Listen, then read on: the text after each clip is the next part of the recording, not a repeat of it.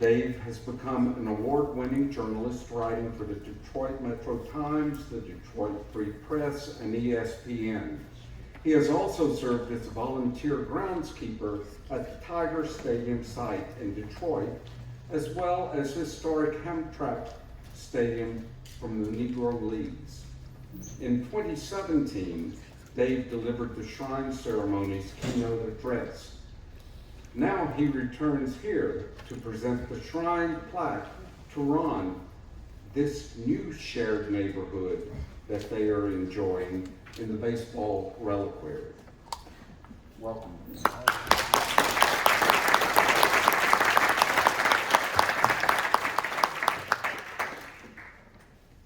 Thank you, Joe.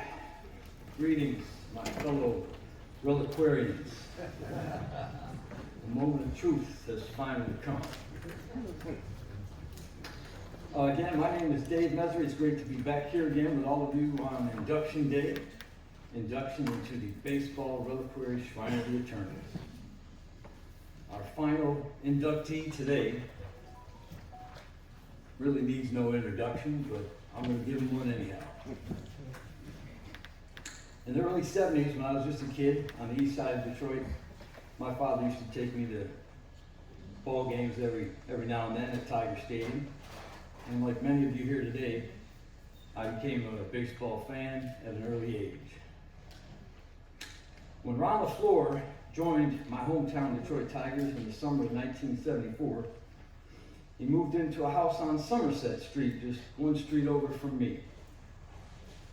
And my old buddy Tom Sherry, who's here with us today, all the way from the east side of Detroit, there he is.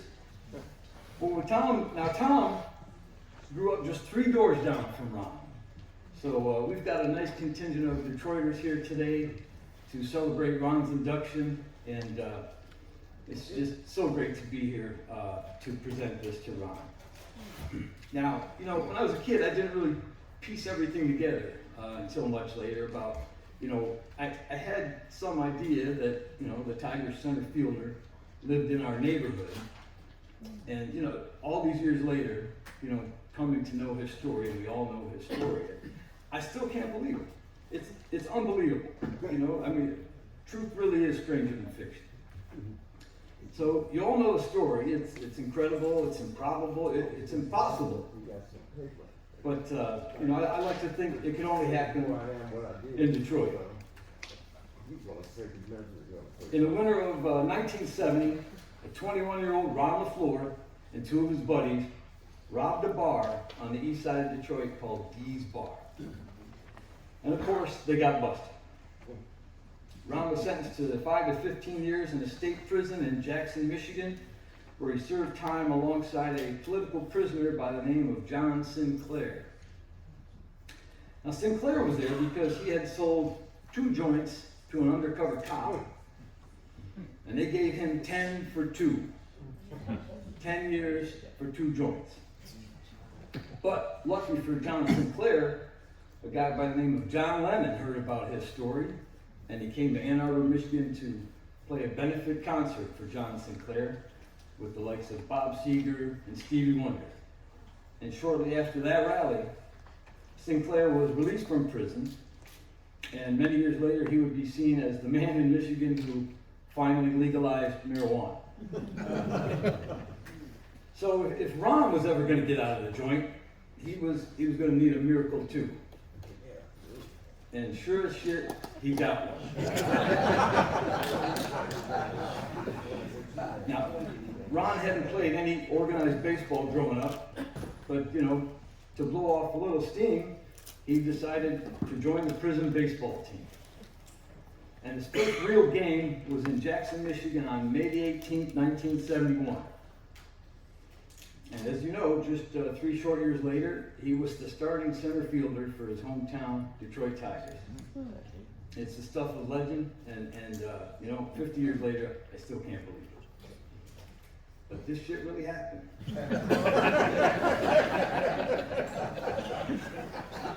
Believe it or not. So, the night that Mark the Bird Fidrich, another fellow reliquarian, member of the Shrine of the Eternals and former Detroit Tiger, the night that the Bird beat Billy Martin and the New York Yankees at Tiger Stadium on Monday Night Baseball, June 28, 1976. That was a night we'll never forget as Detroiters. If you were there in person, if you saw it on television, man, if you've never seen it, just look it up on YouTube, especially the ninth inning. The Bird ruled Detroit that summer, the bicentennial summer of 1976. And Ron was there. Ron was there the whole season in center field with a bird's eye view of it all, that magic Detroit summer. And later that summer, Ron was voted to the American League All-Star team as its starting center fielder, where he played in Philadelphia alongside his teammates Rusty Staub, another member of the Shrine of the Eternals, and the one and only Mark the Bird Fitch. So, now Ron's story is in large part the result of the relationship between a downtown Detroit bar owner and a man who was doing time in the state penitentiary alongside Ron. And his name was Jimmy Corrala.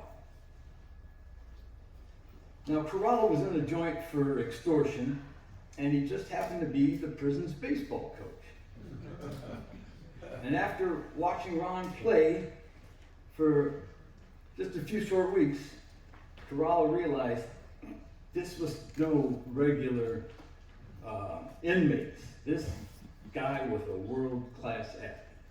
And Jimmy Corrala recognized that. So, in the unlikeliest of scenarios, on April 11th, 1973, Jimmy Corrala sits down in Jackson State Prison and he writes a letter to his buddy Jimmy Boutsikaris, the co-owner of a sports bar in downtown Detroit called the Lindell AC. In this letter, Corrala urged Boutsikaris to tell his friend about Ron LeFlore. Now, Boutsikaris' friend, who happened to be the best man at his wedding, was none other than Detroit Tigers manager Billy Martin. And when Billy heard about this, he was intrigued, but who would have thought he'd actually follow through on this tip from a prison baseball coach? Now there was no YouTube back then. Billy Martin didn't see any video of Ron LeFlore playing ball. He didn't have any photos. He just had the word of Jimmy Corrala, who was in Jackson State Prison for extortion.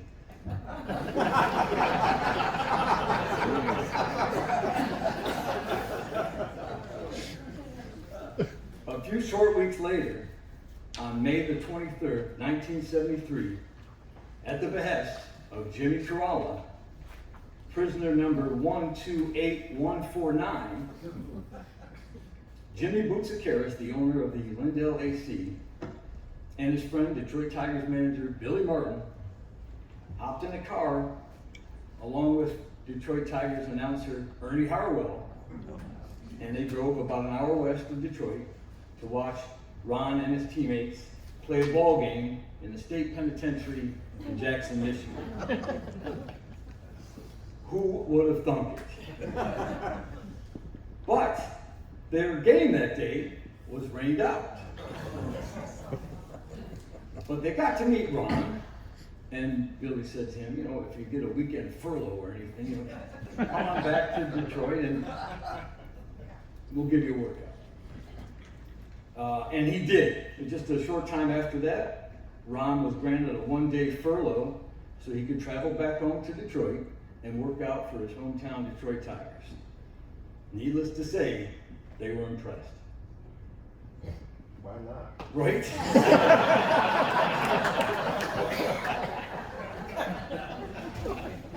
So, upon his release from prison later that year, in the unlikeliest of scenarios, Ron signed a minor league contract with the Detroit Tigers.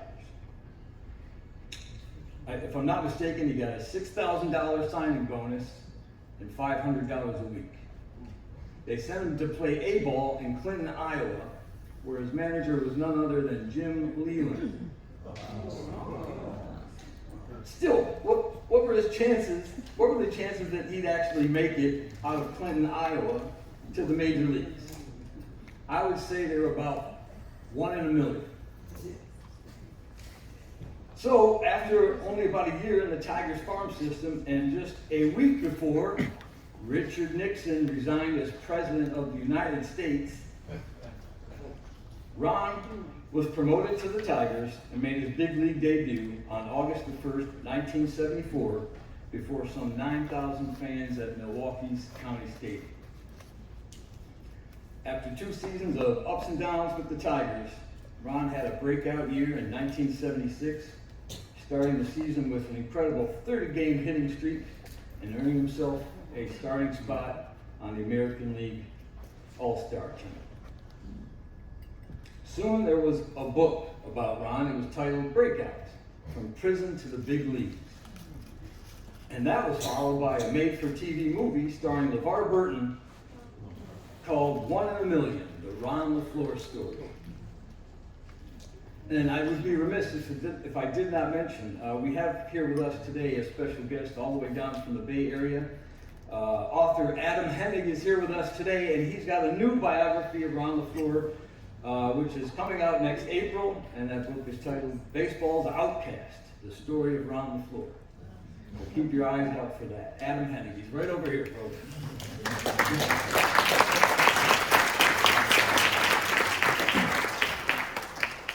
So, as you all know, Ron played more than 5 seasons with the Tigers before being traded away to the Montreal Expos after the 1979 season. Ron was so beloved by Detroiters of all stripes that one group of fans, they were so pissed when the Tigers traded him to Montreal, and this is no urban myth, by the way, I may or may not be acquainted with these gentlemen.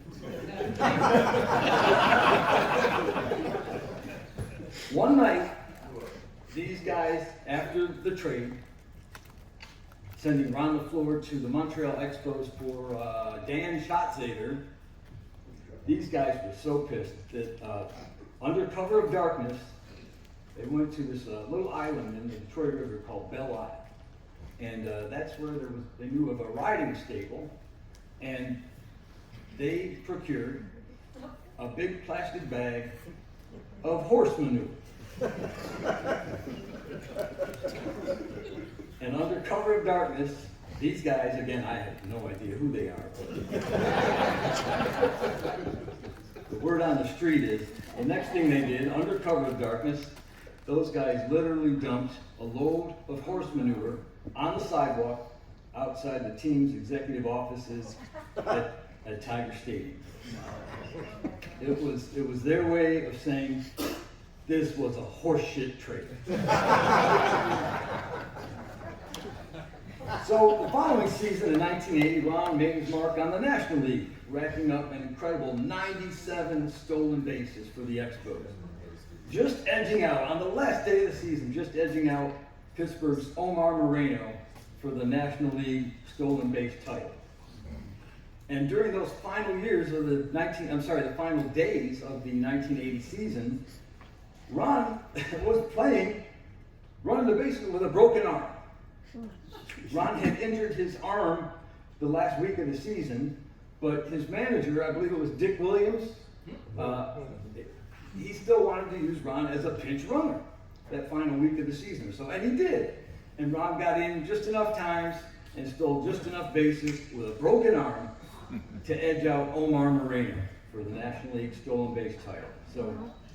So over his 9-year Major League career, Ron racked up an incredible 455 stolen bases. And boy, the Detroit fans love to chant, "Run, Ron, run." His story's like no others, a real Detroit redemption story. He truly is 1 in a million. Now, as for that handwritten letter that I referred to earlier from Jimmy Kerala in Jackson State Prison to Jimmy Boutsikaris, the owner of a downtown Detroit bar called the Lindell AC, I have in my hand a copy of that letter. and I'd like to read it for you now. Here is a copy of the envelope. It comes from James Corolla, prisoner number 128149. P.O. Box E, Jackson, Michigan 49204. It's addressed to Jimmy Boutsikaris, care of the Lindell AC Bar, 1310 Cass Avenue, Detroit, Michigan. And here is that letter. The letter that got Ron LeFlore out of prison to the major leagues. From James Corolla to Jimmy Boutsikaris and everybody at the Lindell AC Bar. This letter was composed in Jackson State Prison on April the 11th, 1973, and according to the postmark on this envelope, the letter arrived at the Lindell AC the following day, Thursday, April 12th, 1973. I like to call it a letter from James to the apostles. And it reads like this. Hi, Jim. Hello, cuz. How's everything going at the bar these days? Good as usual, I hope. I'm writing this letter with respect to the information given you earlier about a black ball player in here. The kid really has a lot of potential, Jim, or believe me, I wouldn't bother you with it. First, I'll give you a little information on him. He's 24 years old, 6 feet tall, and runs the 100 in 9.4 seconds. He has an exceptionally strong arm and plenty of power, as you'll see just by looking at him. He's very powerfully built and weighs around 215 pounds. As a matter of fact, he'd make a hell of a football player. Seriously though, Jim, I wouldn't bother you with this if I didn't think the kid had any talent. This is nothing to me, but you know how much I love sports and what a Detroit fan I am, and I just hate to see his talents wasted. He made parole, but they took away his good time, which means he don't get out until around the end of July.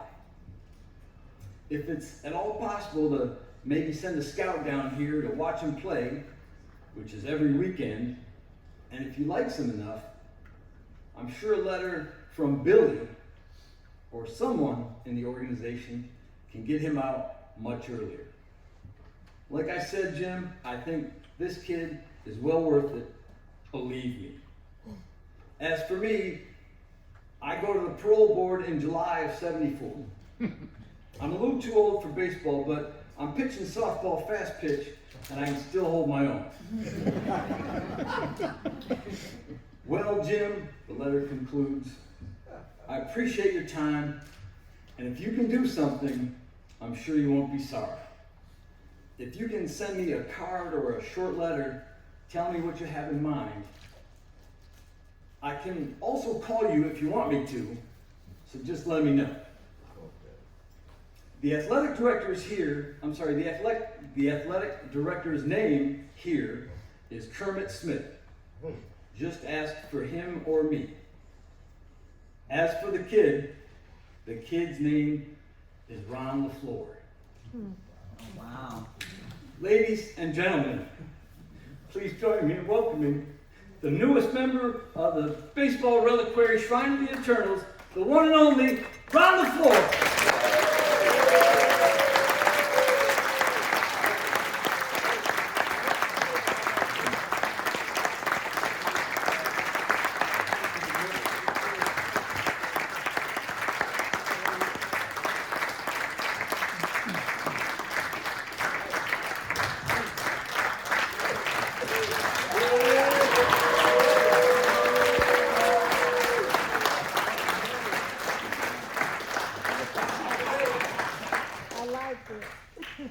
I got a nice little picture here that I had for years, and I wanted somebody to look at it or hear about it.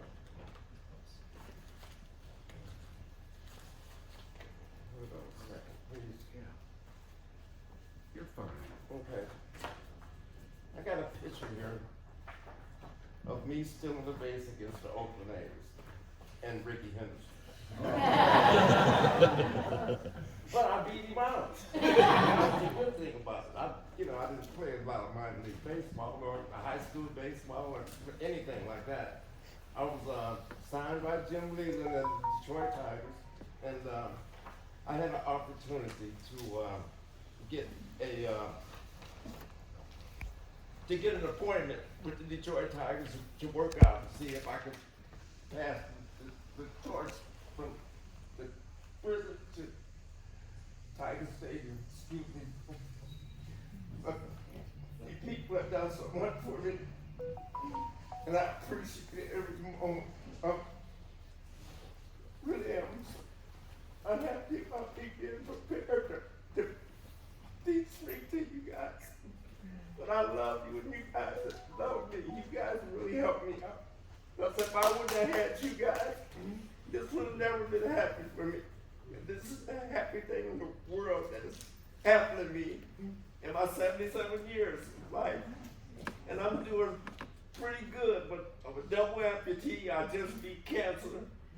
So I'm doing pretty good right now for myself. But, it's kind of hard to get up here and speak in front of you people that have been so honorable to me.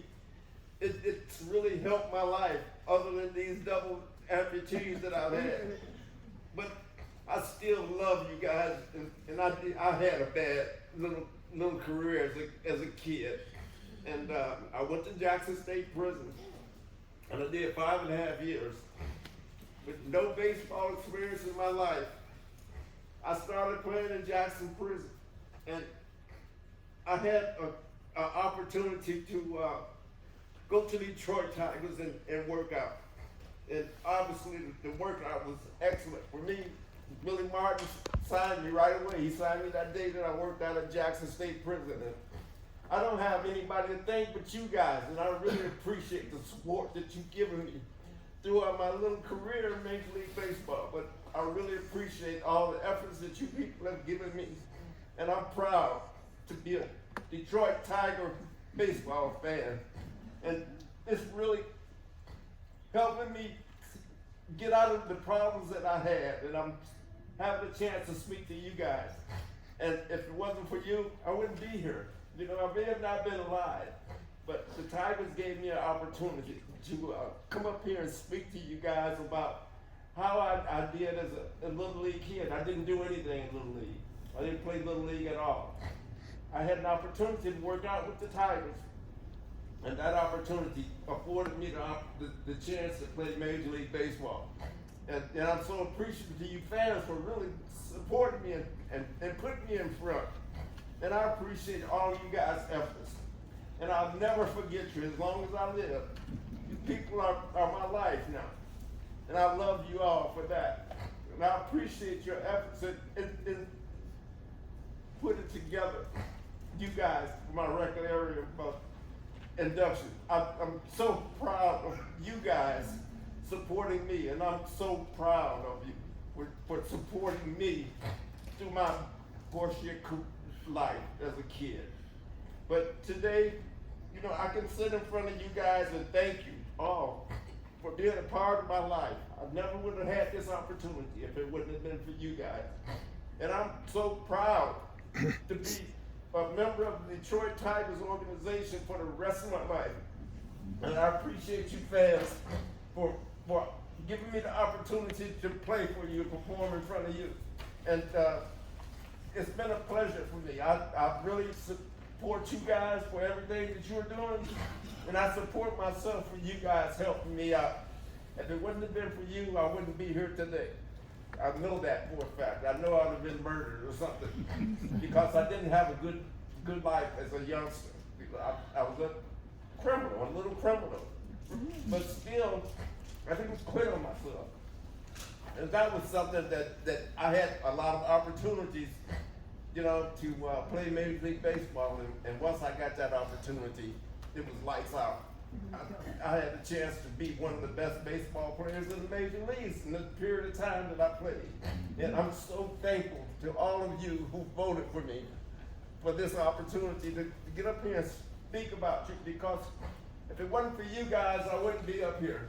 You know, I busted my ass trying to learn to play baseball. I never had that opportunity until I came out of prison. And you know, I know nobody really believes that this happened, but it is. I'm a living example. I'm a living example of what happened.